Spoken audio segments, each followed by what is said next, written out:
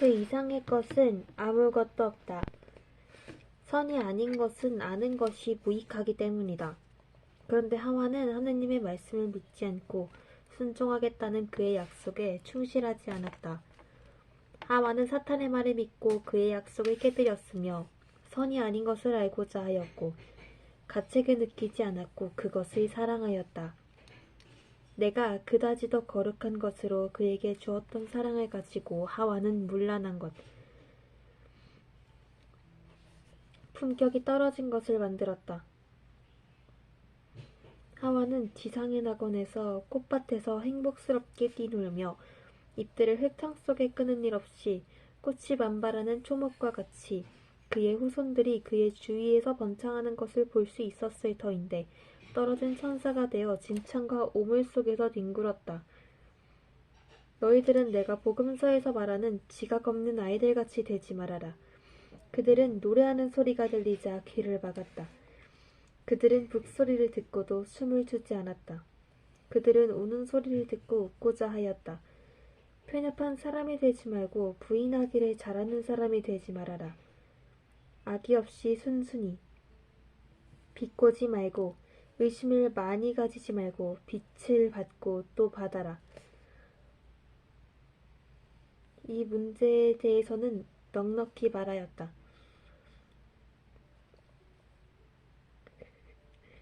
너희들을 천국에 이르게 하고 악마적인 정욕을 이기기 위하여 그에게 너희들이 어느 정도 감사해야 할지를 이해시키기 위하여 부활절을 준비하는 이때에 아버지의 말씀이 묶여서 죽음으로 끌려가고 하느님인 어린 양이 묶여서 도살장으로 끌려간 그 사슬의 첫째 고리가 어떤 것인지에 대하여 말하고자 하였다. 내가 거기에 대하여 말하기를 원한 것은 현재 너희들 중에 90%가 하와와 같이 사탄의 입김과 말에 중독되어 있기 때문이다. 너희는 서로 사랑하기 위하여 살지 않고 욕심을 실컷 채우기 위해서 산다. 너희는 천국을 위하여 살지 않고 진창을 위하여 산다. 이제는 너희들이 영혼과 이성의 감각을 지닌 인간들이 아니라 영혼도 없고 이성도 없는 개들이다. 영혼을 너희는 죽였고 이성을 너희는 타락시켰다. 정말 너희에게 단언하지만 짐승들이 사랑의 성실성에 있어서 너희들보다 낫다.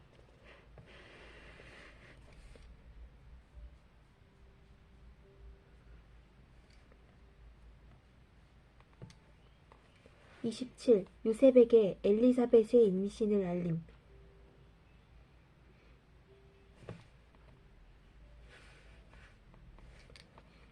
내 앞에는 마리아가 있는 나자렛의 아주 작은 집이 나타난다.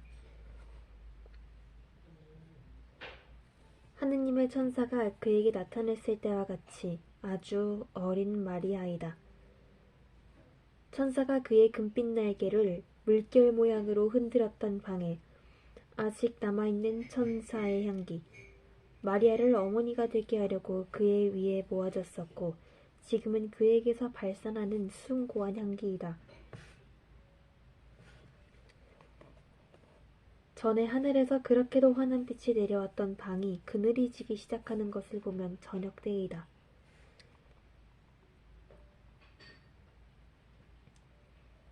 마리아는 그의 작은 침대 곁에 무릎을 꿇고 팔을 십자로 가슴에 포개어 얹고 얼굴을 아래로 몹시 숙인 채 기도를 드리고 있다. 마리아는 지금도 천사가 알리러 왔을 때 입었던 것과 같은 옷을 입고 있다. 모든 것이 그대로이다. 꽃병에 꽃핀 나뭇가지도 그렇고 가구들도 같은 순서로 놓여 있다. 다만 토리대와 가락이 한 구석에 놓여 있는데 토리대에는 삼실뭉치가 감겨 있고 가락에는 반짝거리는 실이 감겨 있다. 마리아는 기도하기를 멈추고 새빨갛게 된 얼굴로 일어난다. 입에는 미소를 머금고 있으나 그의 파란 눈에는 눈물이 반짝인다. 그는 기름등잔을 가져다가 부싯돌로 불을 켠다. 마리아는 작은 방 안의 모든 것이 질서 정연하도록 주의한다. 옮겨졌던 침대의 담요를 제자리에 다시 정돈해 놓는다. 꽃핀 나뭇가지가 담긴 꽃병에 물을 더 넣고 밤에 찬 공기를 쐬라고 꽃병을 밖으로 가져간다. 그리고는 방으로 다시 들어온다. 마리아는 선반 달린 가구에서 수놓던 것을 집어들고 불이 켜진 등잔도 든다. 그리고 문을 닫고 나아간다. 집을 끼고 있는 작은 정원에서 몇 걸음을 걷고 나서 예수님과 마리아가 작별하시는 것을 내가 본 일이 있는 작은 방으로 들어간다. 그때 있던 어떤 물건이 없기는 하지만 그 방을 나는 알아본다. 마리아는 등잔을 가지고 또 다른 작은 옆방으로 사라진다. 그래서 나는 탁자 귀퉁이에 놓여있는 그의 일거리와 더불어 홀로 거기 남아있다. 왔다 갔다 하는 마리아의 가벼운 발소리가 들리고 무슨 물건을 씻는 것처럼 물을 휘젓는 소리가 들린다. 그런 다음 뗄나무를 떼는 소리가 들린다. 나는 소리를 듣고서 그것이 나무라는 것을 알아차린다. 나는 마리아가 불을 피운다는 것을 깨닫는다. 그런 다음 마리아가 돌아온다. 정원으로 나갔다가 사과 몇 개와 야채를 가지고 돌아온다. 사과는 탁자 위에 있는 끌로 쪼아서 가공한 금속 쟁반에 놓는데 그 쟁반은 끌로 조각한 구리로 된 것 같다. 마리아는 부엌으로 다시 간다. 그 방은 역시 부엌이었다. 이제는 아궁이의 불이 열린 문으로 명랑하게 투사되고 그림자들의 벽 위에서 춤추게 한다. 얼마 지난 후에 마리아는 작은 갈색 빵 한 개와 뜨거운 우유 한 잔을 가지고 돌아온다. 마리아는 앉아서 빵 조각들을 우유에 담근다. 그것들을 천천히 먹는다. 그런 다음 우유잔을 반쯤 남기고 다시 부엌으로 들어갔다가 야채를 가지고 돌아와 그 위에 기름을 붓고 빵과 같이 먹는다. 마리아는 우유로 목을 축이고 나서 사과를 집어 먹는다. 어린 여자아이와 같은 식사이다. 마리아는 먹으면서 마음속 생각이 깊이 잠기며 미소를 짓는다. 그러다가 일어나서 눈을 벽 쪽으로 돌려 거기에다 어떤 비밀을 전해주는 것 같다. 가끔 심각한 얼굴이 되고 거의 침울하게 되기까지 한다. 그러나 그 다음에는 미소가 다시 온다. 문 두드리는 소리가 들린다. 마리아는 일어나서 문을 연다. 요셉이 들어온다. 두 사람은 인사를 한다. 그런 다음 요셉은 탁자 저쪽에 마리아를 향하여 등없는 걸상에 앉는다. 요셉은 한창 나이의 미남자이다. 기껏해야 35쯤 되었을 것이다. 짙은 밤색 머리와 같은 빛깔의 수염이 검정에 가까운 밤색의 부드러운 두 눈을 가진 균형 잡힌 얼굴을 둘러싸고 있다. 입만은 넓고 반들반들하고 코는 약간 매부리 코인데 작으며 올리브 빛에는 갈색인 뺨은 포동포동하고 광대뼈는 볼그레하다. 키는 대단히 크지 않지만 튼튼하고 체격이 좋다. 요셉은 앉기 전에 겉옷을 벗었는데 나는 그런 겉옷을 보기는 처음이다. 둥근 모양이고 목은 갈고리나 또는 그런 종류의 물건으로 잠그게 되어 있다. 겉옷은 엷은 밤색이고 바르지 않는 양털로 짠 물이 스미지 않는 옷감으로 지은 것이다. 그 겉옷은 일기 불순을 막아주기에 적합한 산골 사람들의 겉옷과 비슷하다. 앉기 전에 요셉은 달걀 2알과 포도 한 송이를 마리아에게 준다. 나는 포도알이 굵어져 가고 있는 시렁 밑에서 마리아가 빨리빨리 씨를 잡는 것을 본다. 사과들이 나무에서 빨개지기 시작하고 꿀벌들이 벌써 익은 무화과 나무꽃 가까이에서 윙윙거리는 것을 보면 시간이 어느 정도 흘러간 모양이다. 엘리사벳은 완전히 배가 불러서 둔중하게 걷는다.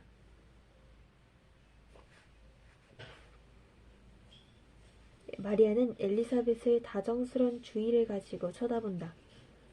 마리아 자신도 너무 멀리 떨어진 자락을 주우려고 일어날 때에는 옆구리가 둥글게 되는 것 같고 얼굴 표정이 변한다. 이제까지는 처녀였었는데 지금은 한 여인이다. 여자들은 해가 길기 때문에 집 안으로 들어와서 방 안에 불을 켠다. 저녁을 기다리는 동안 마리아는 옷감을 짠다. 아니 정말 피곤하지 않아요? 하고 엘리사벳이 베트를 손가락으로 가리키며 묻는다. 아니에요, 안심하세요. 나는 이 더위 때문에 지쳐요. 지금까지는 괴롭지 않았는데 이제는 몸무게가 내 늙은 허리에는 무거워요. 용기를 내세요. 얼마 안 아기를 낳을 텐데요. 그때는 언니가 얼마나 행복하겠어요. 나는 언제 엄마가 될지 몰라요. 내 아이, 내 예수. 어떻게 생겼을까요? 마리아처럼 아름다울 거예요, 마리아. 오, 아니에요. 더 아름다울 거예요. 그 애는 하느님이고 나는 그의 종인걸요. 그게 아니고 내 말은 금발일까 갈색머리일까 하는 거예요. 고요한 하늘 같은 눈일까 그렇지 않으면 산의 사슴 같은 눈일까? 나는 내 아이가 케루빈 천사와 같이 아름답고 금빛 머리에 붉은 별들이 지평선 위에 하늘에 뜨기 시작할 때에 우리 갈릴리아 호수 빛깔을 하고 입은 작고 석류가 익어서 벌어질 때 그 단면처럼 빨갛고 뺨은 이 연한 빛깔 장미의 연분홍빛을 하고 작은 두 손은 백합꽃 꽃받침 속에 들어갈 수 있을 정도로 작고 아름다우며 두 발은 오므린 손바닥을 채울 정도로 작고 꽃잎보다도 더 맵시 있고 매끄럽고 부드러우리라고 마음속에 그려봐요.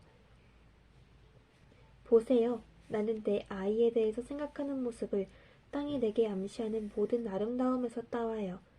그리고 그의 목소리도 들려요. 그 애가 울면 내 아기가 배가 고프거나 지쳐서 좀 울 거예요. 그리고 그것이 엄마에게는 언제나 몹시 괴로울 것입니다. 아기가 우는 것을 보면 가슴이 메어지지 않을 수가 없을 테니까요. 가슴이 메어지고 말고요. 그의 우는 소리가 금방 태어나서 어미젖을 찾고 자려고 어미의 따뜻한 털을 찾는 저 어린 양에게서 들려오는 울음소리 같을 거예요. 그의 웃음소리는 내 아이에 열중한 내 마음에 하늘을 가득 채워줄 것이고요.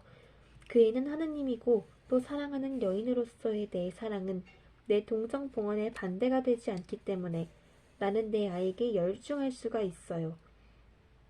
그의 웃음소리는 포근한 제 둥지 밑에서 배불리 먹고 만족한 작은 비둘기의 기쁜 구구소리 같을 거예요. 나는 그 애가 첫 발걸음을 떼어놓는 것을 생각합니다. 꽃이 핀 풀밭에서 깡총깡총 뛰는 새 같을 거예요. 풀밭은 아기에게 고통을 줄 것은 아무것도 만나지 않게 하려고 온 사랑을 기울여 그의 볼그레한 작은 발을 버티어주는 엄마의 마을일 것입니다. 내 아이를 나는 얼마나 사랑하겠는지 몰라요. 내 아들. 요셉도 그 애를 사랑할 것입니다. 그렇지만 마리아는 그 말을 요셉에게 해야 될 거요. 마리아는 얼굴이 흐려지며 한숨을 쉰다. 그래도 내가 그이에게 그 말을 해야 할 거예요. 그 말을 하는 것이 대단히 어렵기 때문에 하느님께서 그에게 알려주셨으면 좋겠어요. 내가 말할까요? 요한의 할례에 참석하게 오게 할까요? 아니에요. 하느님의 아들의 양보라는 그의 행복한 처지를 그에게 알리는 일을 하느님께 맡겨드렸어요. 하느님께서 그 일을 맡으실 거예요.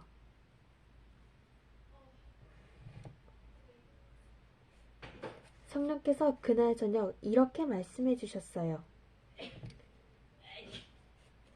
말하지 말고 그 일을 내게 맡겨라. 내가 너의 결백을 증명해 주마 하고요.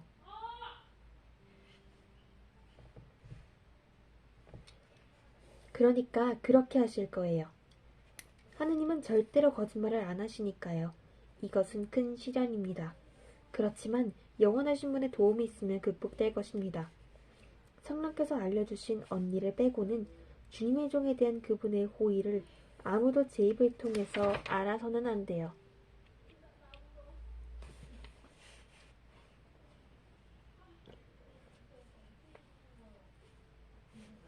그 일로 인해서 큰 기쁨을 맛보았을 즉가리아에 대해서 나도 항상 침묵을 지켰어요. 내 남편은 마리아가 자연적으로 임신한 것으로 믿고 있어요. 나도 알아요. 그리고 미리 조심해서 그렇게 되기를 원하기도 했어요. 하느님의 비밀들은 거룩해요. 주님의 천사가 스가리야에게 내가 하느님에 의해서 임신했다는 것을 알려주지 않았어요. 하느님께서는 내 안에 당신의 말씀이 강생하실 시기가 임박했다는 것을 아셨기 때문에 만일 그분이 원하셨으면 천사가 알릴 수 있었을 거예요. 그러나 하느님께서는 언니의 늦은 임신을 불가능한 것으로 거부하는 스가리야에게 이 빛나는 기쁨을 숨기셨어요. 그래서 언니가 보다시피 언니는 내 안에 살아있는 비밀을 알아듣는데 스가리야는 아무것도 알아차리지 못했어요. 하느님의 능력에 대한 스가리야의 불신의 장막이 거치지 않는 한 스가리야는 초자연적 빛이 비치지 않는 곳에서 살 거예요. 엘리사벳은 한숨을 쉬며 입을 다문다. 스가리야가 들어온다. 그는 두루마기 들을 마리아에게 내민다. 저녁 식사 전에 기도드리는 시간이다. 마리아가 스가리야 대신 큰 소리로 기도를 드린다. 그런 다음 식탁대에 자리를 잡는다. 마리아가 역을 떠나고 나면 우리 대신 기도드려줄 사람이 아무도 없어서 우리는 한탄할 거예요. 하고 엘리사벳이 말을 못하는 남편을 보면서 말한다.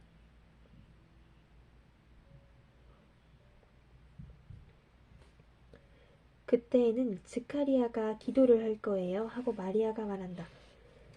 스가리야는 머리를 쥐으면서 이렇게 쓴다. 나는 절대로 이제 다른 사람들을 위해서 기도를 드리지 못할 거야. 내가 하느님을 의심한 때부터 나는 자격을 잃고 말았어. 스가리야, 기도하시게 될 거예요. 하느님이 용서하세요.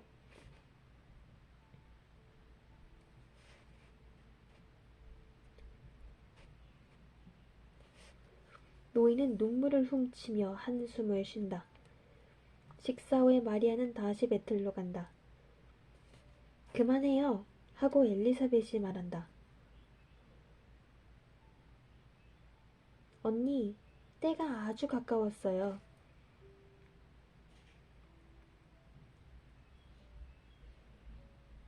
나는 언니의 아기에게 다윗 가문의 왕의 앞장에 서갈 사람에게 어울리는 옷가지를 만들어주고 싶어요.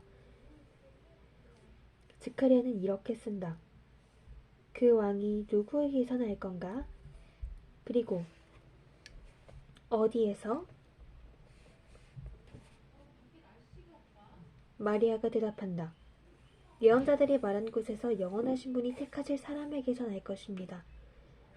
지극히 높으신 분이신 우리 주님이 하시는 일은 모두 잘하시는 일입니다. 스가랴는 이렇게 쓴다. 그러니까 베들레헴에서 날 거야. 유다에서. 여보, 우리 왕에게 경배하러 갑시다. 마리아도 요셉과 같이 베들레헴에 오도록 해. 그러니까 마리아는 배틀에 머리를 숙이며 오겠어요 하고 말한다. 이것으로 환상이 끝났다. 35. 하느님의 선물은 우리를 점점 더 착한 사람을 만들어야 한다. 성모 마리아는 이렇게 말씀하신다. 이웃에 대한 사랑의 첫 번째 표시는 이웃에 대해서 나타난다. 이것이 내게는 말장난으로 생각되지 말아야 한다. 사랑은 두 가지 대상을 가지고 있다. 하느님과 이웃이다. 이웃에 대한 사랑에는 우리 자신에 대하여 행해지는 사랑이 포함된다. 그러나 만일 우리가 우리 자신을 다른 사람들보다 더 사랑하면 이미 너그러운 사람이 아니라 이기적인 사람이다.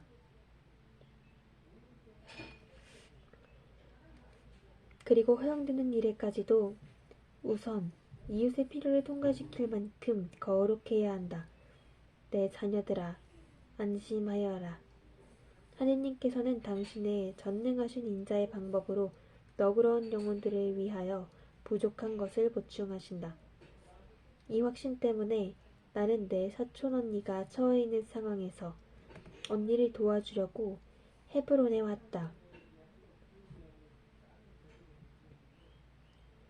그런데 인간적인 도움을 주겠다는 내 의도에 하느님께서는 내가 생각하지 못했던 초자연적인 도움의 선물을, 그것도 항상 그러시는 것과 같이 넘치도록 보태주셨다. 나는 물질적인 도움을 주려고 간다. 그런데 하느님께서는 내 거동의 올바름을 거룩하게 하시어 엘리사벳의 태중의 아기의 성화를 행하시고 세례자를 미리 거룩하게 한 이 성화와 더불어 나이 많고 예사롭지 않은 나이에 임신한 한 하와의 딸의 육체적인 고통을 덜어주신다. 대담한 믿음을 가지고 탁 믿고 하느님의 뜻에 자기를 맡긴 여인인 엘리사벳은 내 안에 들어있는 신비를 이해할 자격을 얻었었다. 성령께서는 그 태중에서 아기가 뛰노는 것으로 엘리사벳에게 말씀하셨다. 세례자는 정맥과 사레베이를 통하여 말씀을 예고하시는 사람으로서의 첫 번째 연설을 한 것이다. 그 정맥과 살은 그를 그의 거룩한 어머니와 떼어놓음으로써 동시에 어머니와 결합시키는 것이었다.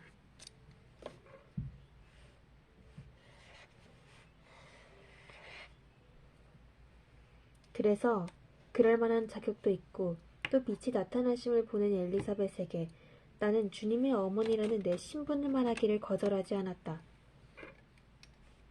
내 편에서 그것을 거절하는 것은 결과적으로 하느님께 마땅히 드려야 할 찬사를 그분께 거절하는 것이 되었을 것이다.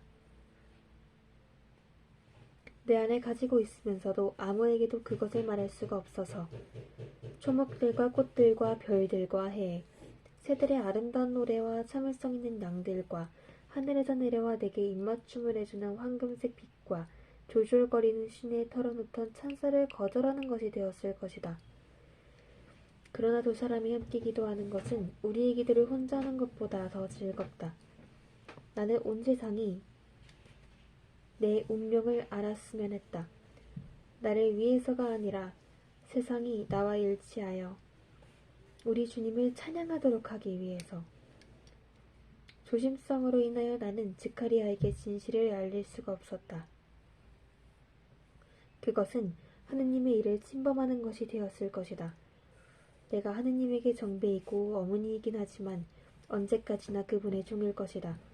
그래서 하느님께서 내게 대하여 큰 사랑을 가지셨다고 해서 감히 하느님 대신이 되고 나를 그분 위에 올려놓는 결정을 취해서는 안 되는 것이었다. 엘리사벳은 그의 성덕으로 이것을 깨닫고 침묵을 지킨다. 거룩한 사람은 항상 순종하고 겸손하기 때문이다. 하느님의 선물은 우리를 점점 더 좋은 사람이 되게 해야 한다. 우리가 하느님에게서 많이 받으면 많이 받을수록 더 많이 주어야 한다. 우리가 많이 받으면 받을수록 그분이 우리 안에 우리와 함께 더 계시고 우리는 그분의 완전에 가까워지도록 더 노력해야 하기 때문이다. 그렇기 때문에 내 개인적인 일은 뒤로 돌리고 엘리사벳을 위하여 일하는 것이다.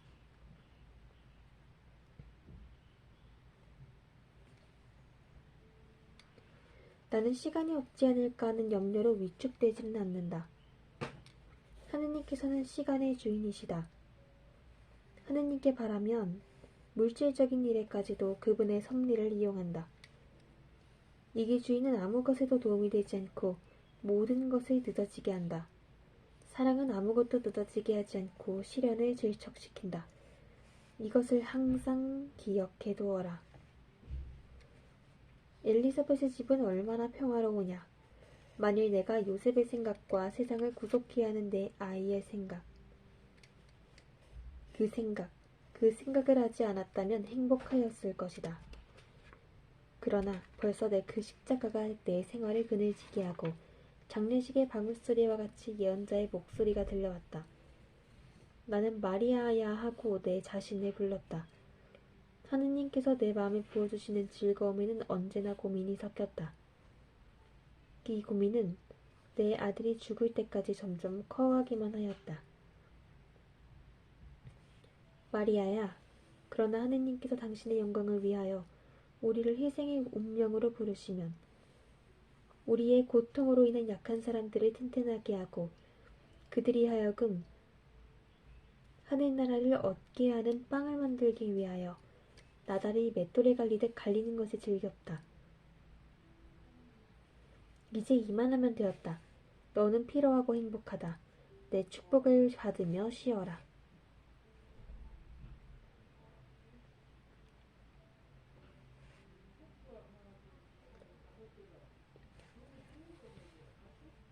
(36) 세례자의 탄생. 세상이 이 시간에 우리에게 보여주는 불쾌한 일들 가운데 하늘에서 이 평화스러운 환상이 내려온다. 그런데 나는 내 안에 살고 있는 모든 것에 정반대가 되는 인간의 아기와의 끊임없는 충돌에서 나는 바람에 날아가는 지푸라기에 지나지 않기 때문에 이 일이 어떻게 일어날 수 있는지 모르겠다. 아직도 여전히 엘리사벳의 집이다. 아직 넘어가는 해가 비추고 벌써 활같은 초생딸이 무한히 넓은 짙은 파란색 휘장에 찍어놓은 은빛 꼬리점. 장미나무들은 강한 향기를 풍기고 굴벌들은 마지막 나들이로 날아다니는 밭에서 햇볕에 마르는 풀냄새가 오는데 빵냄새, 오븐에서 나온 따끈한 빵냄새 같기도 하다. 그 냄새는 어쩌면 사방에 걸쳐 말리다가 지금 사라가 걷어서 개키는 중에 있는 수많은 빨래에서 오는지도 모르겠다. 걷어서 개키는 중에 있는 수많은 빨래에서 오는지도 모르겠다. 마리아는 사촌 언니에게 팔을 접게 하고 천천히 산책한다. 그들은 아주 천천히 반쯤 어두워진 실업 밑을 올라갔다 내려왔다 한다. 마리아는 모든 것을 살핀다. 그래서 엘리자벳을 돌보면서도 사라가 어떤 울타리에서 거둔 긴 아마포를 다시 개키는데 골모라는 것을 본다. 여기 앉아서 기다려요. 사촌 언니에게 말하고는 늙은 하녀를 도우러 가서 아마포를 잡아당겨서 주름을 펴고 정성스럽게 개킨다.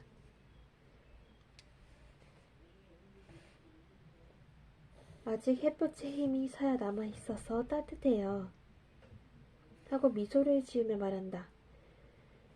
그리고 하녀를 기쁘게 하려고 이렇게 덧붙인다. 이 아마포는 사라가 빤 뒤로는 전에 없이 아름답게 됐어. 일을 그렇게 잘하는 것은 사라밖에 없어. 사라는 향긋한 아마포를 안고 어깨가 으쓱해서 간다. 마리아는 다시 엘리사벳에게로 가서 이렇게 말한다. 몇 걸음만 더 걸어요. 그게 언니에게 이로울 거예요. 그러나 엘리사벳이 움직이기를 원치 않으므로 이렇게 말한다. 비둘기들이 모두 둥지에 들어갔는지 그것들의 욕조가 깨끗한지 보러 가기만 해요.